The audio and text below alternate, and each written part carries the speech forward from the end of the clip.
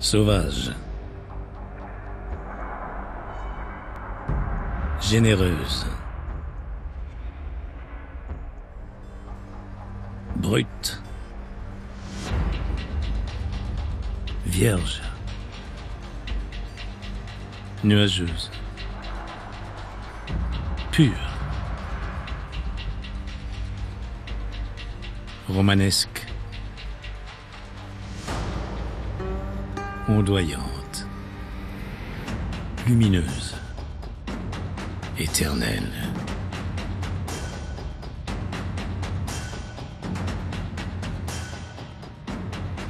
Les images préconçues sur l'Écosse correspondent sans nul doute à une réalité.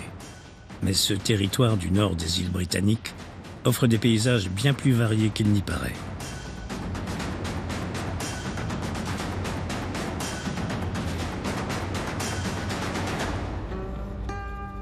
L'Écosse n'est pas véritablement un État. Depuis son union à la couronne d'Angleterre en 1707, confirmée par un récent référendum, elle appartient au Royaume-Uni de Grande-Bretagne. L'Écosse est une nation. Jamais romanisée dans l'Antiquité, le peuple et la société écossaise ont développé des caractères propres tout au long de leur riche histoire.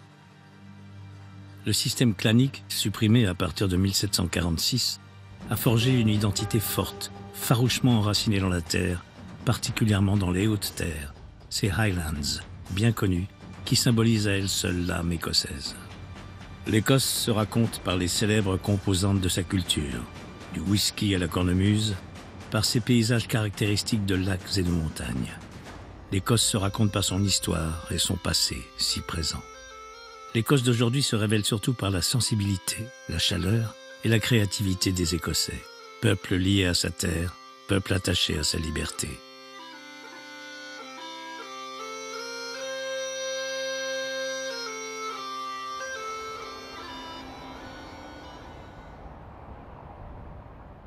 Sur la côte est du pays, la cité d'Édimbourg fut établie capitale du royaume d'Écosse en 1532. La colline d'origine volcanique, surnommée le siège d'Arthur, du nom du légendaire roi, domine la ville de sa silhouette singulière et inspire maintes légendes locales. Faisant jadis partie du domaine de Holyrood, résidence des reines et rois d'Écosse depuis le XVe siècle, le parc est désormais le lieu de balade favori des habitants.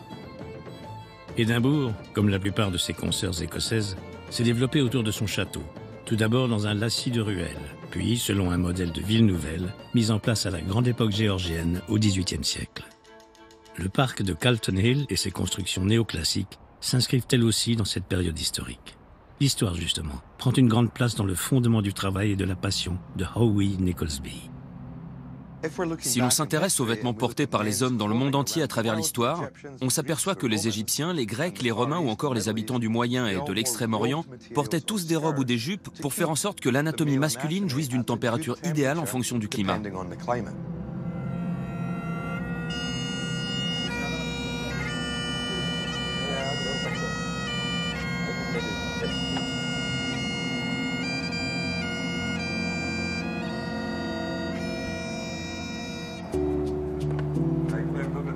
Comme l'indique le nom de sa boutique, Howie Nicholsby travaille à faire entrer l'habit traditionnel dans le XXIe siècle.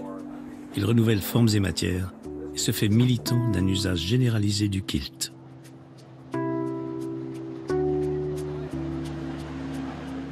Je ne dirais pas que je veux faire porter le kilt au monde entier. Je souhaite simplement que les hommes à travers le monde disposent d'une alternative vestimentaire. Si l'on se penche sur les îles du Pacifique, la plupart des gens portent une espèce de couverture. C'est ce que nous appelons des vêtements non bifurqués.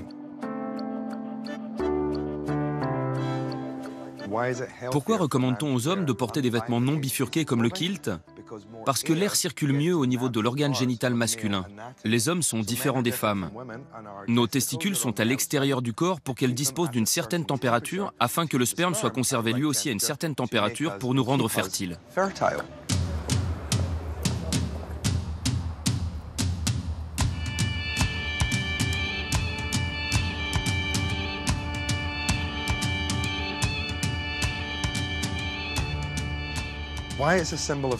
Pourquoi est-ce le symbole de l'Écosse?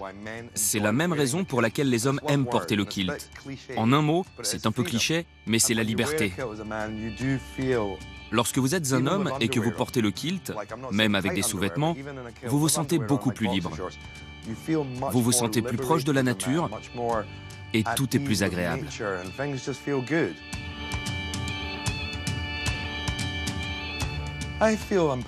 Je suis passionné par mon travail.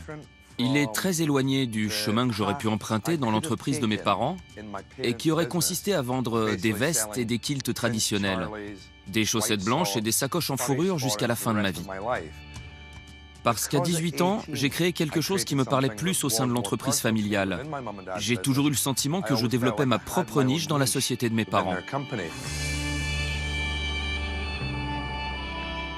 Le fait d'être désormais indépendant, d'être à la tête de ma propre marque, n'a fait que renforcer ma passion pour ce métier.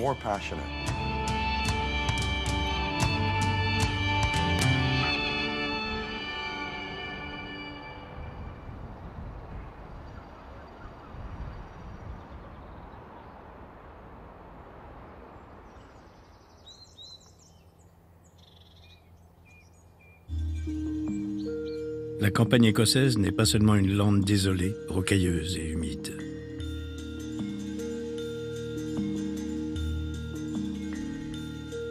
La terre est ici riche et fertile.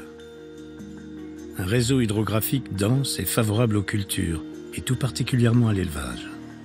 Dans de nombreuses régions, la population de moutons dépasse de beaucoup celle des habitants. Et c'est aussi cela qui a permis de conserver cette nature intacte.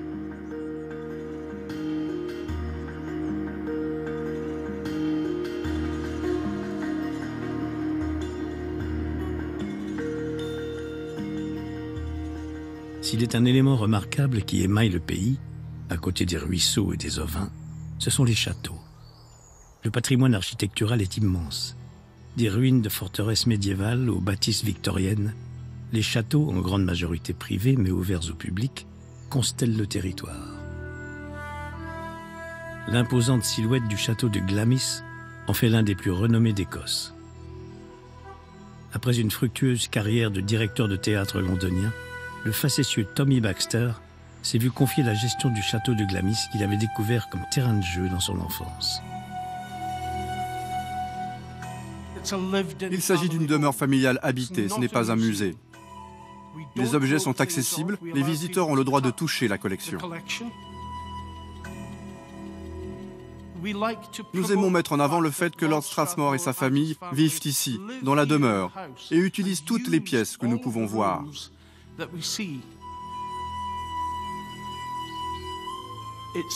C'est un lieu chargé d'histoire. Ces murs ont été les témoins de 1000 ans d'histoire, et s'ils pouvaient parler, que nous diraient-ils? Ces murs ont accueilli Mary Stuart, reine d'Écosse en 1562. Ils ont accueilli de nombreux monarques, des premiers ministres, des présidents. Que pourraient-ils nous raconter que nous ignorons? Peut-être encore plus que pour les autres châteaux, les vieilles légendes et autres histoires fantomatiques sont pléthores. Dans la chapelle, une chaise est toujours laissée libre pour accueillir le spectre d'une certaine dame grise.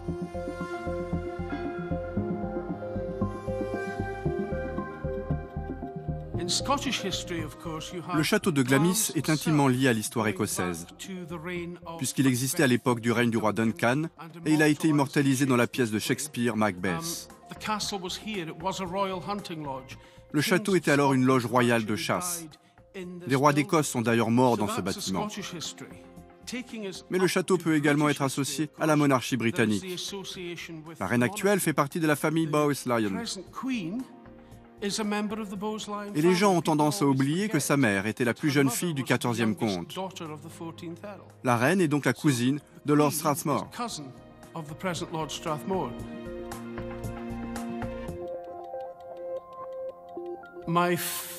Ce salon est la pièce que je préfère dans le château de Glamis. On y trouve tous les portraits des ancêtres, dont le plus ancien date, il me semble, de 1568.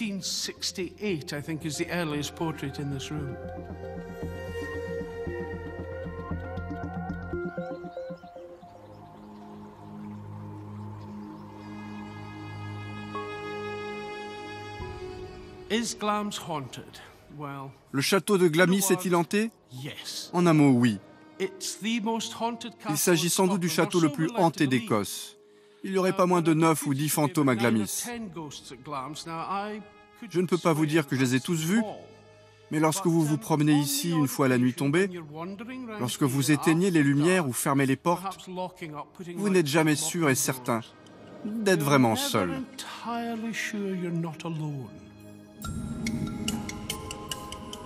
La venue de quelques 100 000 visiteurs par an est importante, à la fois pour que les Écossais conservent un lien avec leur passé, mais aussi pour participer à l'entretien et à la préservation de ce patrimoine.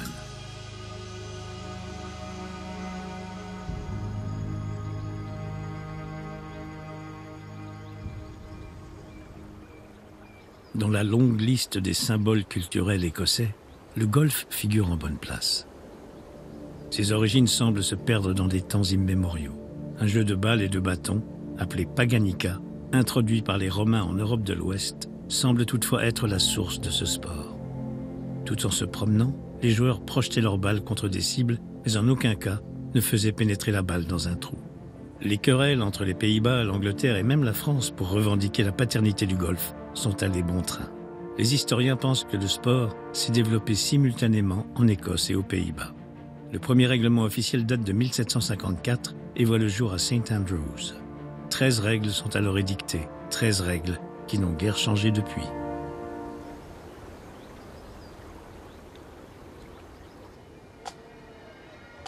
Sur les rivages de la mer du Nord, Aberdeen, la troisième ville du pays, est connue pour être la capitale européenne du pétrole et du gaz, étant donné les nombreuses plateformes d'extraction qui se trouvent au large.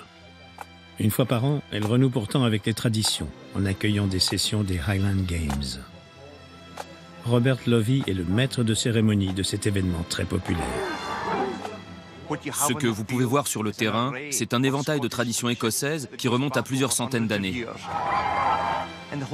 C'est tout l'esprit sportif et l'amour des traditions que l'on retrouve dans cette petite arène.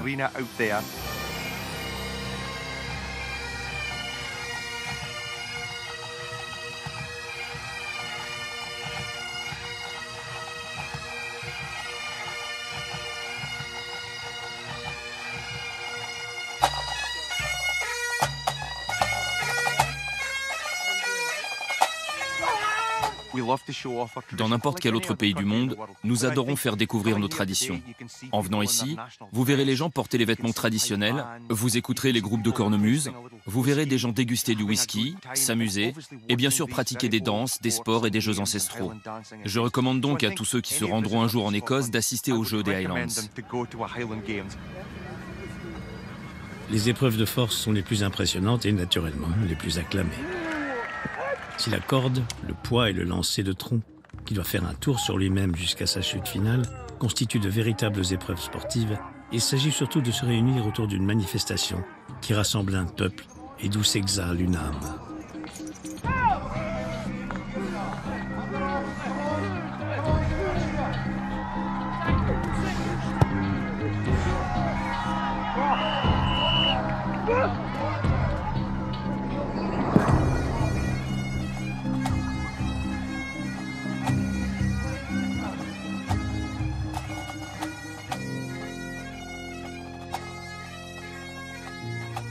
En Écosse, une expression bien connue dit qu'il faut avoir le « gift of the gab », c'est-à-dire qu'il faut avoir la langue bien pendue. Parce qu'en tant que maître de cérémonie, vous avez de nombreuses tâches à effectuer, en plus de devoir commenter les performances. Vous devez informer la foule de tout ce qui se passe, aussi bien dans le stade qu'autour des terrains de jeu.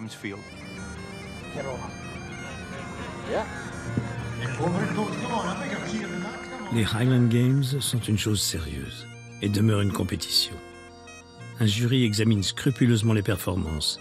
Aucun détail n'est laissé au hasard.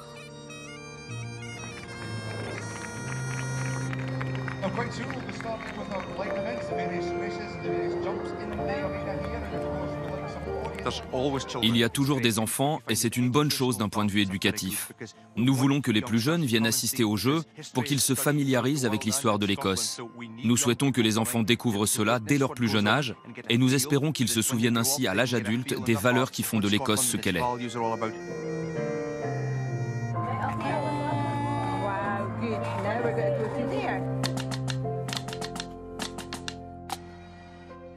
Les jeux des Highlands sont bien sûr populaires en Écosse, mais au fil des ans, au fil des siècles, les Écossais qui ont migré dans différentes parties du monde ont emmené la culture de ces jeux avec eux. Désormais, on voit des jeux des Highlands se dérouler dans le monde entier.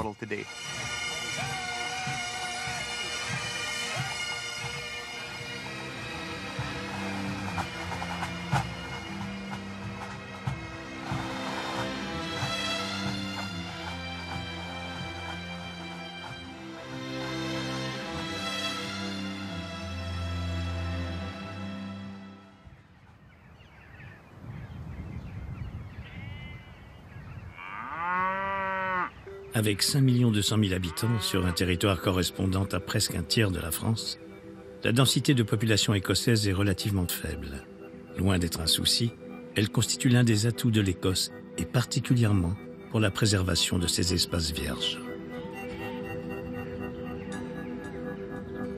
« 70% de la population étant concentrée sur la plaine fertile entre Glasgow et Édimbourg, le reste du territoire, non urbanisé, laisse la nature s'exprimer et devient un champ de possibles. Dans la région de Moray, au bord de la baie de Findhorn, voilà plus de 50 ans, un groupe de pionniers qui s'ignorait a réussi à faire de ce petit territoire une sorte de laboratoire d'un monde alternatif. Installé pour faire pousser des légumes, c'est maintenant une nombreuse communauté qui continue de faire vivre la fondation et l'éco-village de Findhorn. C'est à peu près les seuls mots en français que je connaisse. Je vous invite à fermer les yeux et à prier ensemble. Geoff Dalglish, sud-africain d'origine, représente cette communauté dont le mode de vie a été apprécié par les instances internationales comme ayant l'une des plus faibles empreintes carbone du monde occidental. Puisque nous vivons en communauté, nous sommes très proches les uns des autres. Mais nous sommes nombreux à avoir aussi un travail dans le monde extérieur. C'est un mélange de vie à l'intérieur et à l'extérieur en quelque sorte. J'ai besoin de beaucoup de calme et parfois de solitude. Donc je débute chaque journée par une promenade dans la nature et sur la plage. C'est mon moment, je marche seul, en silence. C'est un moment merveilleux qui me permet de tenir le reste de la journée. Enjoy your meal. Thank you.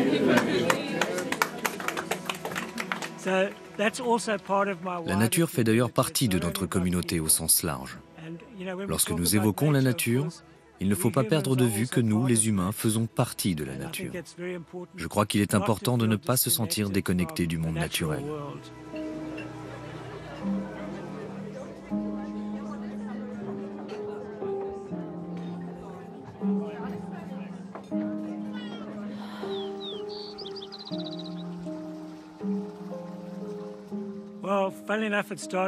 L'histoire de Findhorn a débuté ici, juste derrière moi.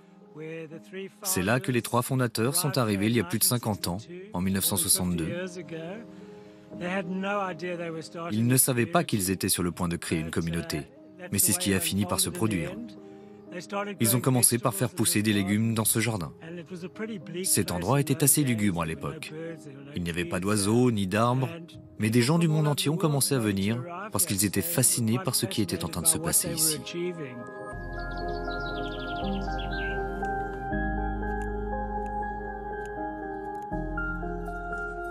Économique, biologique, dynamique, raisonnée, recyclée.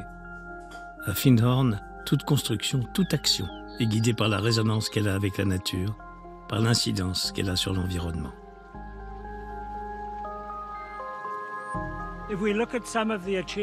Une des plus grandes réussites de la communauté est sans doute d'avoir permis de montrer qu'il existait une autre façon de vivre, plus respectueuse de la planète Terre et de ses habitants.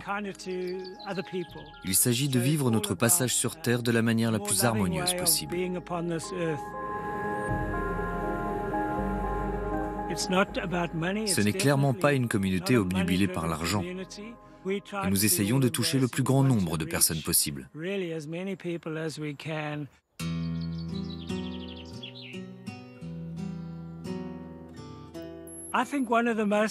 Je crois qu'il est très important d'écouter plus et de parler moins. Il faut comprendre que la diversité humaine est indispensable et qu'elle rend la vie beaucoup plus intéressante. Il ne faut pas craindre les points de vue différents. Ici, les gens n'ont pas tous la même religion. Ce n'est pas grave. C'est ce qui rend les choses intéressantes. Il faut accepter les opinions différentes, la diversité. On pourrait penser qu'il s'agit d'une communauté composée uniquement d'Écossais, mais pas du tout. C'est une communauté très internationale. Il y a actuellement plus de 50 nationalités représentées ici. Ces gens ont choisi un mode de vie complètement différent de celui qui était le leur auparavant.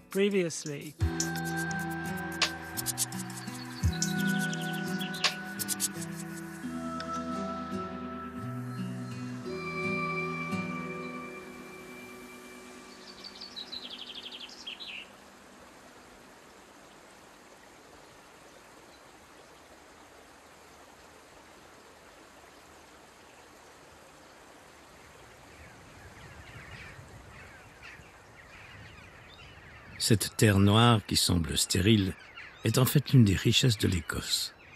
La tourbe est le résultat d'un écosystème humide bien particulier dans lequel la matière organique s'accumule au fil du temps. Une fois séchée, elle devient un combustible pratique, mais surtout chargé d'effluves. La région de la Speyside, du nom de la rivière Spey qui la traverse, constitue le principal centre de production de whisky écossais. Elle rassemble 48 distilleries sur la centaine que compte le pays.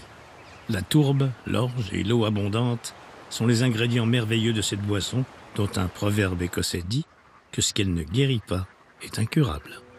À Dufftown, la distillerie The Balvenie se démarque de sa cinquantaine de voisines en cultivant des méthodes traditionnelles et en utilisant l'eau d'une source locale.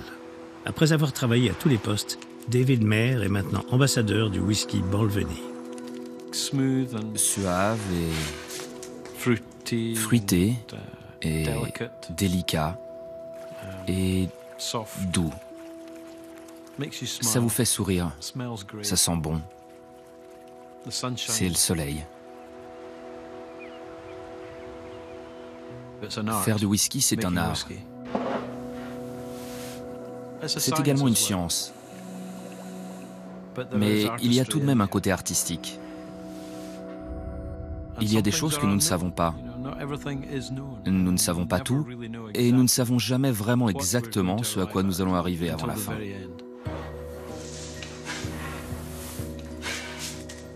La fabrication du whisky est en partie très proche de celle de l'autre boisson nationale, la bière. Avant d'arriver à l'ultime étape de la distillation, le liquide brassé dans ces grandes cuves n'est autre qu'une bière ambrée.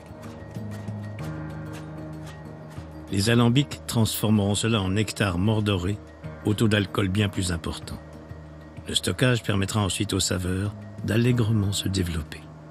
Les distilleries écossaises tiennent à leur méthode qui leur permettent de mettre au point un single malt d'une grande qualité qui se déploie ensuite sur le marché mondial. Ici, dans la distillerie Balvenie, la fabrication du whisky de Malte s'effectue de manière très artisanale. Et c'est la raison pour laquelle nous devons préserver notre méthode de production traditionnelle. Nous effectuons nous-mêmes les maltages ici. L'orge est préparée par nos 4 artisans qui s'assurent que chaque grain d'orge est utilisé. On ne perd aucun grain. Nous avons aussi une équipe de tonneliers qui s'occupe des fûts dont nous nous servons. Nous sommes très chanceux, car nous pouvons réutiliser les tonneaux un certain nombre de fois. Lorsque les tonneaux s'abîment, nos hommes les réparent et nous disposons donc de fûts d'excellente qualité jusqu'à ce que ces derniers ne soient plus utilisables.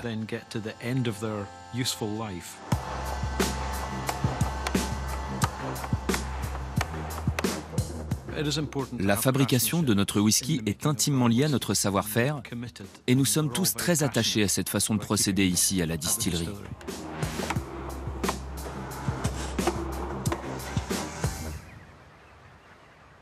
Le whisky a une grande importance en Écosse. C'est notre boisson nationale.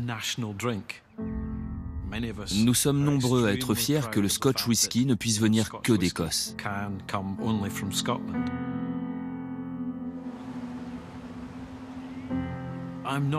Je ne suis pas certain que les Écossais pourraient survivre sans whisky. Ce serait comme enlever une partie du cœur de l'Écosse. Je suis donc très heureux que nous ayons le whisky.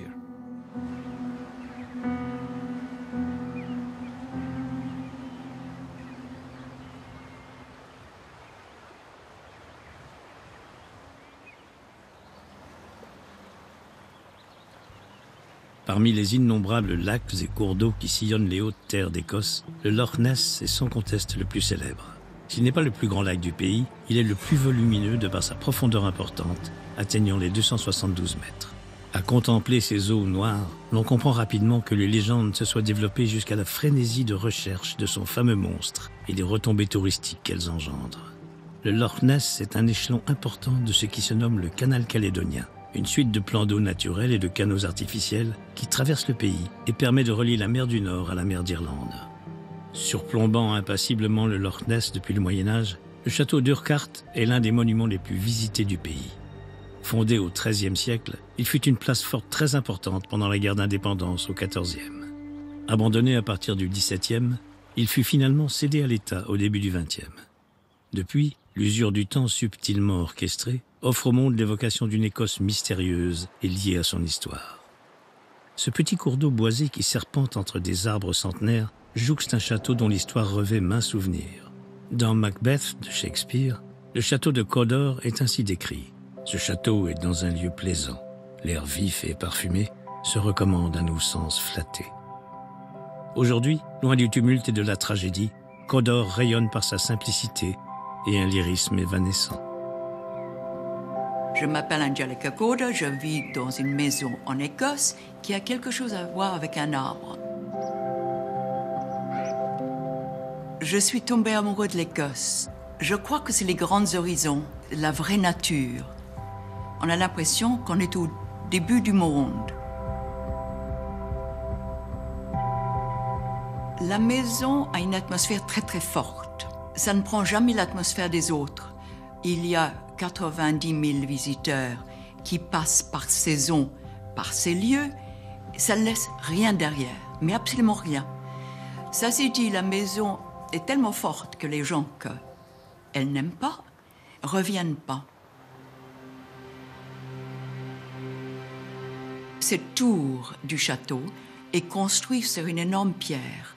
Il n'y a pas de fondation, c'est une très grande pierre où il y a un arbre qui a poussé sur cette grande pierre, il est toujours là d'ailleurs.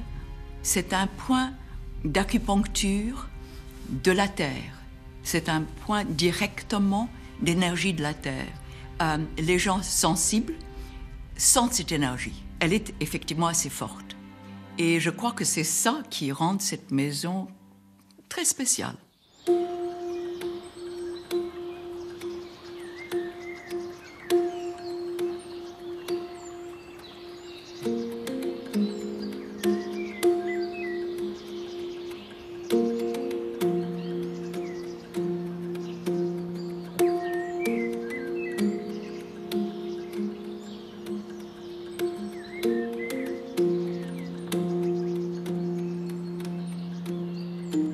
Je suis la gardienne de cet endroit. J'ai la chance de vivre maintenant ici. Mais cette maison a une histoire très ancienne et j'espère après moi va avoir de nouveau une histoire très longue. Nous sommes là en ligne directe depuis la construction en 1370 et j'espère qu'il y a encore beaucoup de générations après moi.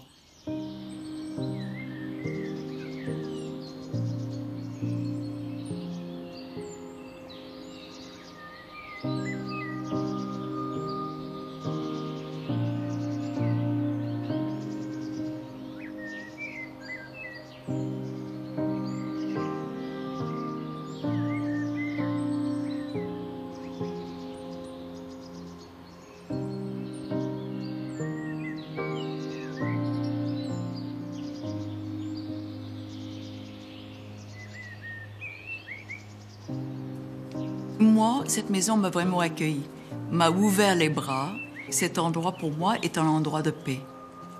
Je prends mon devoir de gardien très au sérieux. Je m'en occupe de cette maison comme si c'était un vieux ancêtre. Je m'en occupe vraiment, avec beaucoup d'amour.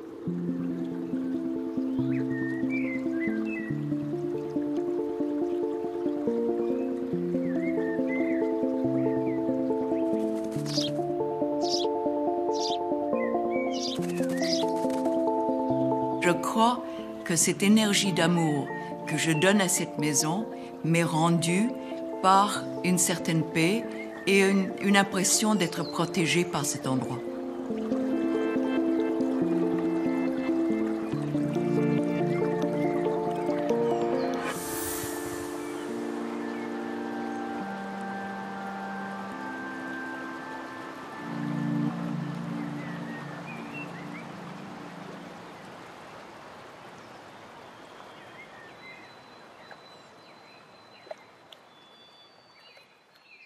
Le royaume d'Écosse existe de 843 jusqu'aux actes d'union de 1706 et de 1707 qui l'unit au royaume d'Angleterre pour former le royaume de Grande-Bretagne. Au cours du XVIIIe siècle, de profondes modifications vont altérer la culture gaélique des Highlands. Afin d'accélérer le processus d'assimilation des habitants des Highlands au royaume de Grande-Bretagne, le gouvernement promulgue le Disarming Act en 1747. Sous peine de 6 mois d'emprisonnement, il est interdit de porter le kilt. L'usage de la cornemuse est quant à lui passible de 7 ans de bagne. Aujourd'hui, l'identité culturelle des Highlands est ancrée au plus profond de l'âme de ses habitants. Ross Calderwood, un ingénieur de formation, a créé sa première cornemuse avec des outils rudimentaires de sa propre conception, en recyclant des pièces de machine à laver.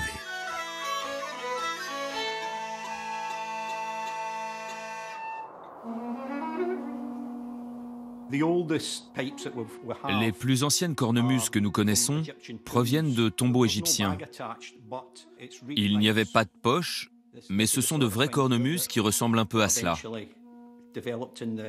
C'est avec ça que l'on jouait de la cornemuse en Égypte, en Syrie, à travers l'Asie mineure, en Turquie ou encore en Grèce.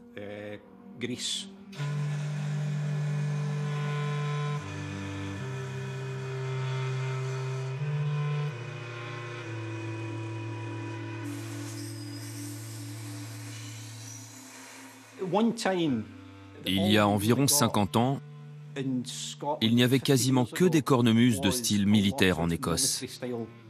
Mais depuis 30 ans, les petites cornemuses, comme celles que je fabrique, sont devenues à la mode.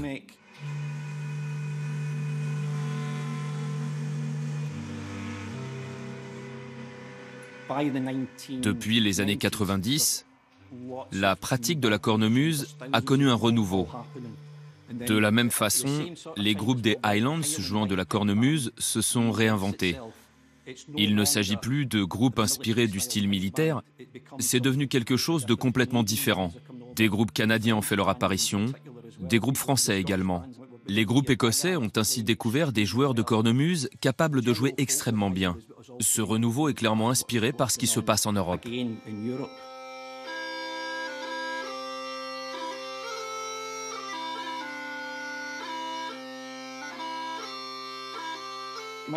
Ce que j'aime particulièrement, c'est faire sonner les cornemuses.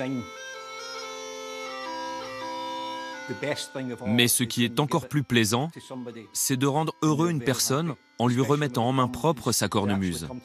C'est un peu moins agréable lorsque vous l'envoyez par la poste. Dans ce cas-là, vous espérez surtout que le facteur ne va pas la casser ou la perdre. C'est toujours sympathique de remettre la cornemuse à quelqu'un et de voir qu'elle fonctionne. Je joue d'ailleurs souvent un morceau lorsque le client arrive pour m'assurer que tout marche et que les tuyaux sont propres.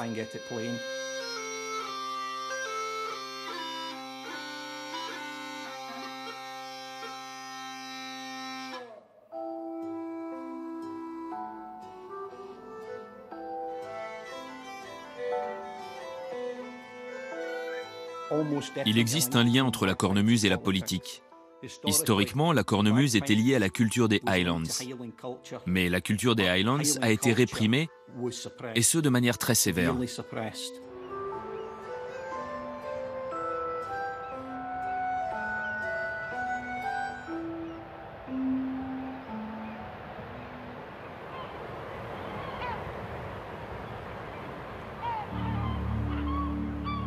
Bien avant de rejoindre la pointe nord des Highlands, sur la côte est se dresse le fief ancestral des comtes et ducs de Sutherland, un des plus anciens titres de comte d'Écosse.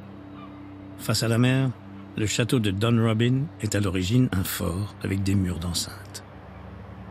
Il faut attendre 1845 pour que le deuxième duc fasse appel à Sir Charles Barry, architecte du palais de Westminster, le Parlement de Londres. Sir Barry transforme la forteresse et l'agrandit en une demeure de style victorien où le baronial écossais côtoie la Renaissance française.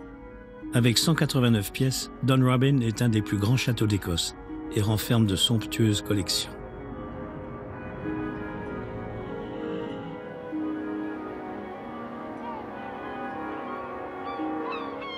Comme tout château écossais qui se respecte, Dunrobin serait hanté par la fille du 14e comte, qui, pour avoir eu une liaison avec un homme peu recommandable, aurait été enfermée dans le grenier. En voulant s'enfuir, la jeune femme se serait défenestrée.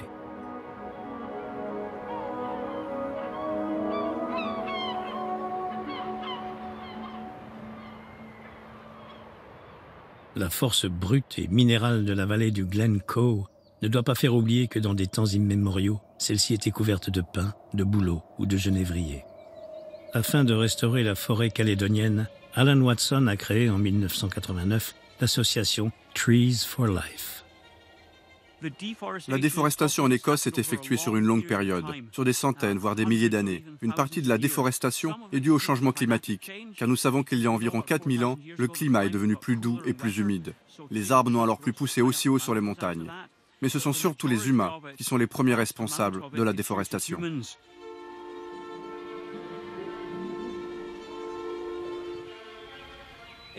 Avant, l'Écosse, et plus particulièrement les Highlands, étaient recouverts à 70 ou 80% de forêts. Aujourd'hui, les forêts natives représentent 2 ou 3% du territoire. Elles ne constituent donc plus qu'une infime fraction de ce qu'elles étaient auparavant. Les arbres ont disparu des terres depuis des siècles, ou même depuis 1000 ou 2000 ans. Cela fait donc longtemps que les arbres ne sont plus là.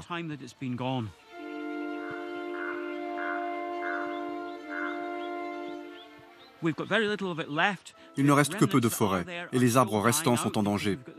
Nous avons en effet trop de cerfs et de moutons qui mangent les jeunes pousses d'arbres.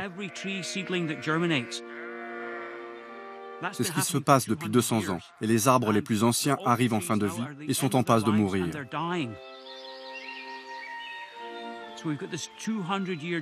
Nous avons donc un trou générationnel de 200 ans. Nous avons ce que j'appelle une forêt gériatrique, avec des arbres très anciens en fin de vie et qui ne sont pas remplacés. Et lorsqu'ils disparaissent, toute la nature souffre. Nous sommes la dernière génération qui peut sauver cette forêt. Si nous ne faisons rien maintenant, les vieux arbres disparaîtront dans 50 ans et il sera trop tard.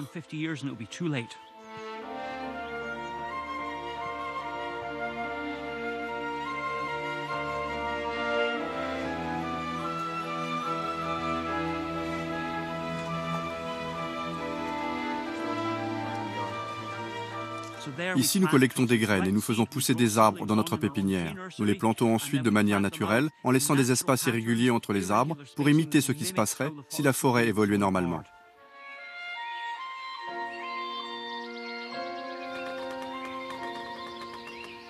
J'ai eu l'idée de créer l'association Trees for Life au début des années 80, après m'être rendu dans des endroits comme Glen Affric, qui témoignent de ce qu'a pu être la forêt ancienne, et après avoir vu ces vieux arbres majestueux mourir sans être remplacés. J'ai alors eu le sentiment que la forêt appelait à l'aide.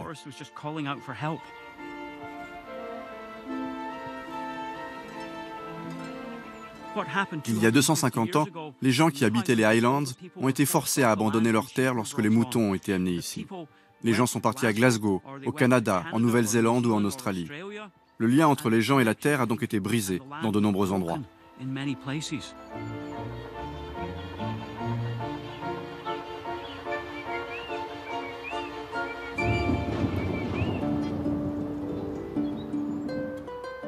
Mais les gens essaient désormais de retisser un lien avec la Terre.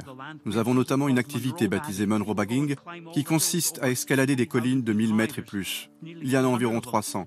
C'est une façon pour les gens de découvrir le paysage et de réaliser que quelque chose ne va pas. Je crois donc qu'il y a actuellement un véritable mouvement pour le changement qui s'opère en Écosse, pour faire en sorte de recréer des liens avec la nature.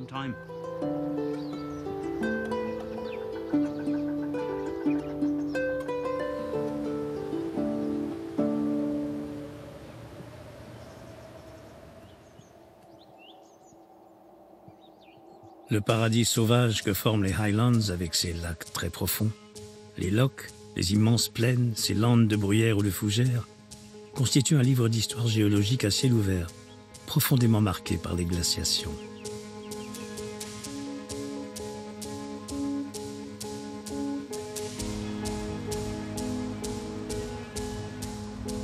Les plus anciennes traces de présence d'habitation remontent à 5000 ans avant Jésus-Christ. Cette région peu peuplée et peu fertile, dont la majeure partie s'élève à plus de 600 mètres et dont certains sommets dépassent les 1000 mètres, est bien une terre de légende. Son caractère rude et pur, longtemps considéré comme pauvre et barbare, a forgé dans tous les esprits une image de sanctuaire romantique, abritant de terribles guerriers.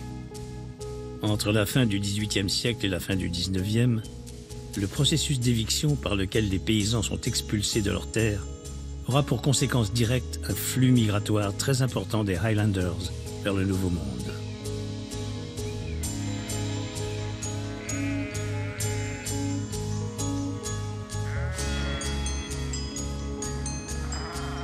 La popularité des Highlands auprès d'un plus large public viendra de la littérature, avec les romans de Sir Walter Scott, et surtout de l'engouement de la reine Victoria qui lancera la mode de la chasse dans cette région.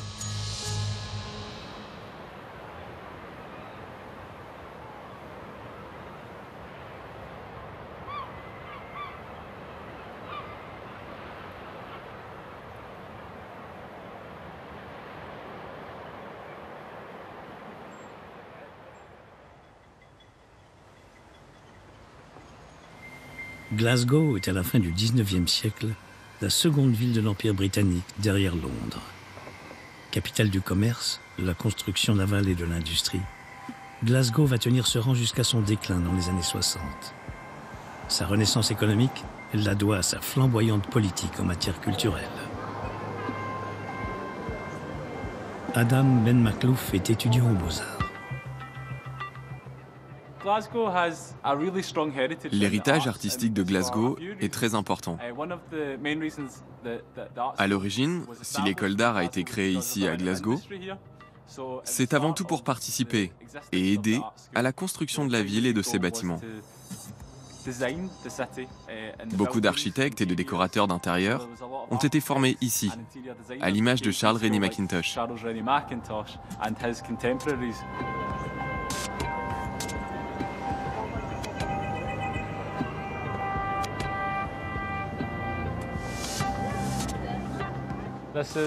Il s'agit d'une des constructions les plus intéressantes réalisées par Mackintosh à Glasgow. C'est le Willow Tea Rooms, qui date de 1904. Lorsque vous pénétrez à l'intérieur, vous vous rendez compte qu'il s'agit d'un salon de thé très traditionnel. À l'origine, c'est une commande réalisée pour Miss Cranston, qui était une des entrepreneuses les plus connues de Glasgow. Son but était de faire sortir des pubs les habitants de Glasgow et de leur faire découvrir l'ambiance plus sophistiquée des salons de thé.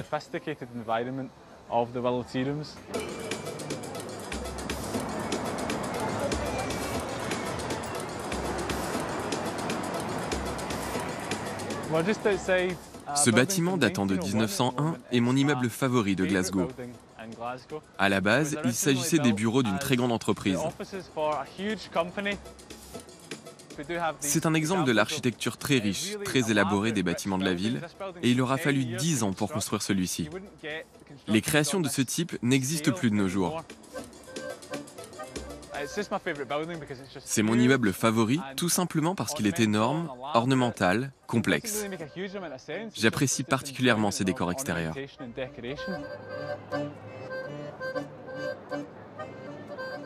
Nous nous trouvons à l'extérieur d'un bâtiment particulièrement original, qui abritait à l'origine les bureaux de la British Overseas Airways Company.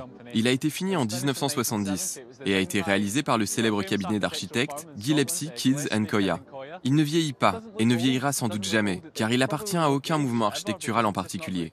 Un vent de fraîcheur souffle en permanence sur ce bâtiment, notamment grâce à son aspect cuivré qui permet de le distinguer de tous les autres immeubles de cette rue et plus globalement de la ville.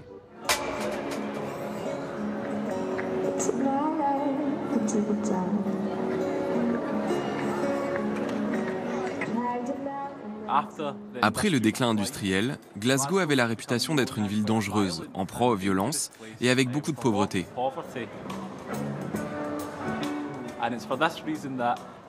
Les autorités ont misé sur le développement de la culture, de la musique, du théâtre et des arts visuels, afin que la ville renvoie une image plus positive au reste du monde.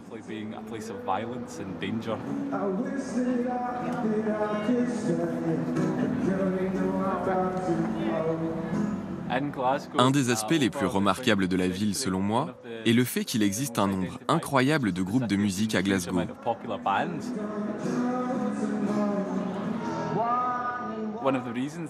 La plupart des gens habitant ici jouent de la musique dans un groupe, et je pense que cela s'explique par le fait que la musique a toujours joué un rôle important dans l'histoire de l'Écosse.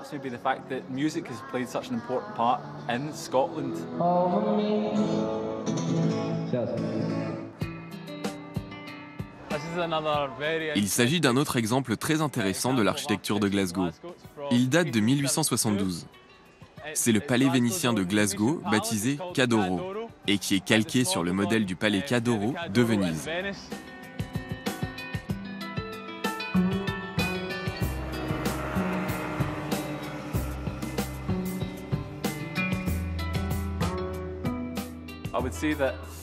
Je pense bien évidemment que nous avons le devoir de préserver la réputation artistique de Glasgow. J'ai le sentiment qu'en tant qu'artiste, les regards des amateurs d'art du monde entier sont braqués sur vous, et encore plus particulièrement à Glasgow.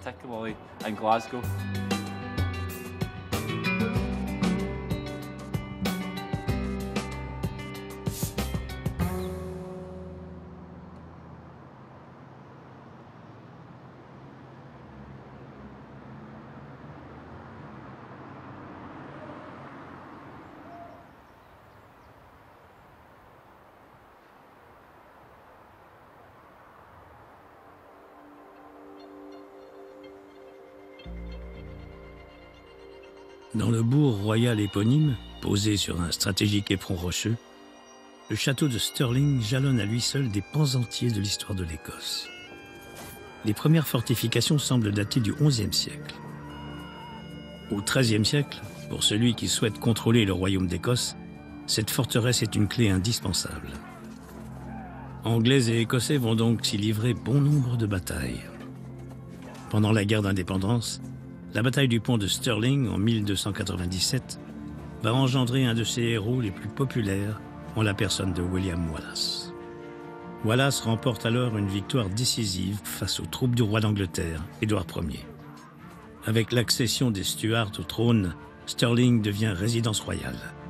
C'est dans la vieille chapelle que Marie Stuart sera sacrée reine d'Écosse en 1543.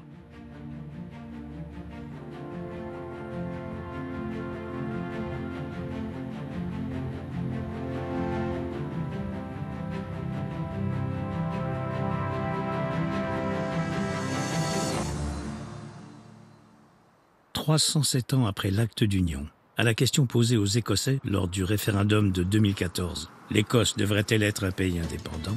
Le non emporte plus de 55% des suffrages. J'ai voté pour le non à l'occasion du référendum. Parce que nous sommes un royaume puissant depuis longtemps, depuis 300 ans. Nous nous en sortirons mieux en faisant partie d'une union. Nous pouvons être écossais, mais aussi britanniques. Si l'Écosse devenait indépendante, pensez-vous que ce serait bon pour les affaires? Nous serions en mesure de rectifier certains problèmes qui sont apparus au fil du temps.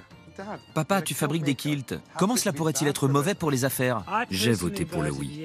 J'ai voté pour le oui. J'ai pris cela comme une possibilité de devenir plus respectueux de l'environnement. Nous voulons être un pays indépendant et nous voulons contrôler notre avenir. Il y a un changement culturel qui s'opère entre l'Écosse et l'Angleterre. Les gens de Londres n'ont aucune idée de la réalité des choses en Écosse. L'idée n'a jamais été de dire que nous n'aimons pas l'Angleterre et que nous ne voulons plus faire partie de la Grande-Bretagne. Cela a un rapport avec les politiques de droite et de gauche. Il s'agissait surtout de dire que nous voulons faire les choses d'une manière un peu différente.